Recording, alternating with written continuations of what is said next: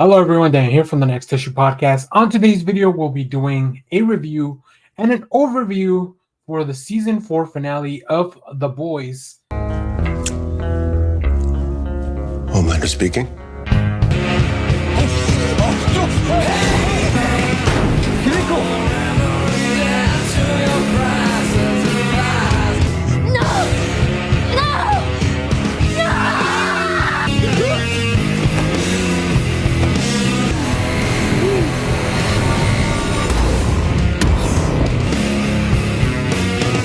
And most of all, we will make America super again. Oh, man, what a fantastic episode. What a great season. 8 episodes, very tight storytelling. A lot of stuff happened. We're going to go over the events of the last episode for sure. And yeah, just I can't believe all the implications and everything that's being set up for season 5. But we have some great performances. Anthony Starr in the role of Homelander. My goodness, just over the top, fantastic stuff. Great. Overall, really, like everyone really on the cast, just giving it their all. Like I really love this show. I think it's great satire. It's great satire on multiple levels, right? It's commentary on the world. It's commentary on the superhero genre, and just really, it never holds back. And I think that's what I really appreciate the most. That it never tries to censor itself. It always goes for it. And if sometimes things feel a little over the top, a little too fantastical, a little bit too gross, or maybe a little bit too crude, that's just the vibe that the show's going for. And I appreciate that they kind of do that. They really stay true to who they set out to be in the first, from the first season, especially because of the material this is based on. So yeah, great stuff. We're going to get into spoilers for season 4 finale. So if you haven't seen that, make sure to go check it out.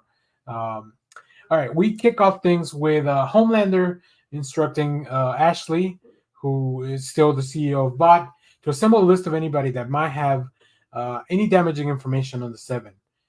Now, as she's leaving, or as she leaves the room, she overhears the order that Homelander tells the rest of the Seven that she needs everyone on that list, that he needs everyone on that list to be dead, including Ashley. That's the Deep's idea. Smart thinking, deep thoughts from the Deep. Chase Crawford is just so good in that role as well. So when she overhears this, Ashley freaks out, finds the stash of V. She takes the compound V, injects herself, and we see this like really horrifying body transformation. We don't know what that's going to look like, so that's going to be really interesting. Then we check in at the safe house where Butcher is trying to recover. We see Grace Mallory going to visit him. She eventually does bring Ryan in to see Butcher, and they have a conversation because the point of this is that to have Ryan leave with Mallory so that she can train him to eventually take out Homelander. Now, Ryan's still not on board for this. He tries to leave. He realizes that after Mallory tells him a little bit of some truth that he wasn't aware of about her mother, like his real conception. I won't go into details because I don't want YouTube to ding us here, but it's pretty grim stuff. If you know the character of Homelander, you know what I'm talking about. But yeah, eventually Ryan wants to leave, and as Mallory's about to kind of lock him in and knock him out to keep him against his will, he pushes her against the wall. Breaks her neck, and unfortunately she passes. This is where Butcher kind of makes the decision, like we have to let Kessler drive, right? So that'll come back in a second. We check in with the shapeshifter Annie, who is now proposing to Huey, and he accepts. So they get engaged. Huey gets engaged to the fake Annie, and as that happens, fake Annie starts kind of falling apart. So it seems like the shape-shifting abilities need to be recharged by touching the original person every once in a while. So the shapeshifter goes to visit Annie. Meanwhile, the rest of the boys, they go into the bunker with President Singer to protect him and keep him from, they know the shapeshifter is looking for him. Obviously, they don't know that the shapeshifter has already infiltrated the ranks, until Huey starts putting the pieces that Annie is not Annie. Shapeshifter attacks the president, and then Annie shows up to finally deal with the shapeshifter. Really cool sequence. Like, of course, pretty gnarly stuff happens. Uh, Kimiko, I feel, always gets kind of the rough end of a lot of these confrontations because she does have the healing ability, so they could really push the envelope on these fights. So after all this happens, and after Homelander has outed Neuman as a soup, Neuman reaches out to Huey because she's now been threatened. She says that, Homelander pretty much gave her an ultimatum that either she will cooperate or he will just use her daughter as leverage. So after Neuman gets help from Huey, the boys kind of regroup at this facility where Frenchie's working on the virus. It's finally ready. Kimiko and Frenchie finally get together, which was really nice, and which will also make the events later on a lot more devastating. So, as Butcher is allowing Kessler to kind of take the lead, we see him go into the warehouse with the boys where Neuman was trying to cut a deal, and finally we get to see what Butcher's powers are. So it's like this, all these tentacles kind of begin to grow out. There's a few theories out there that inside of Butcher, there's an actual, like, his tumor or whatever's inside him is actually a suit that is kind of controlling him, so that Kessler's not really another version of it's not really Butcher's subconscious. We'll see how that plays out. So yeah, Butcher kills Neuman, and one of the guards escapes, so he delivers the news out into the world. But Butcher ends up leaving with the virus. So right now, Butcher's on his own. He's kind of disavowed from the rest of the team.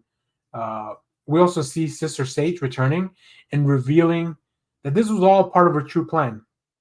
All the misleads, even getting kicked out, like all this stuff that's happening, Homelander kind of followed through with her plan because she allowed it to happen that way, right?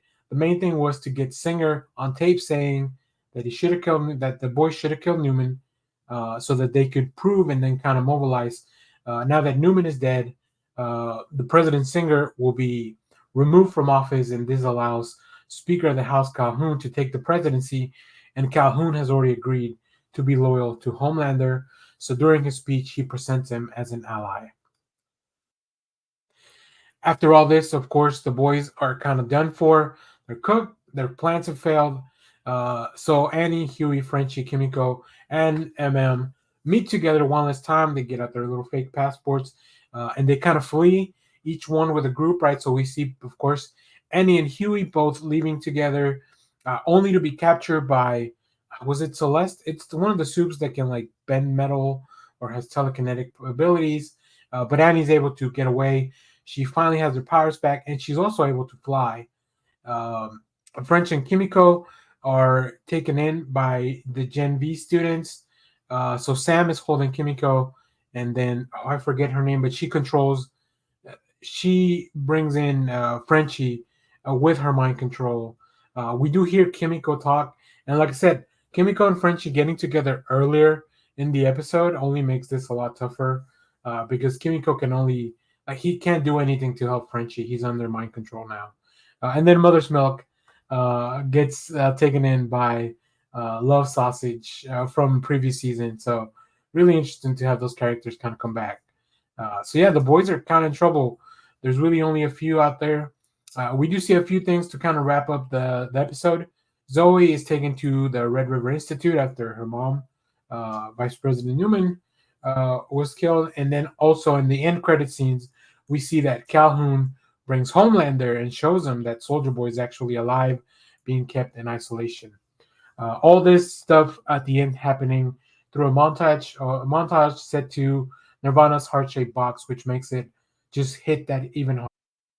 So yeah, the boys are in trouble. They're all in disarray. Butcher's on his own. I don't know what's going to happen, but I'm very excited to see the next season, of course.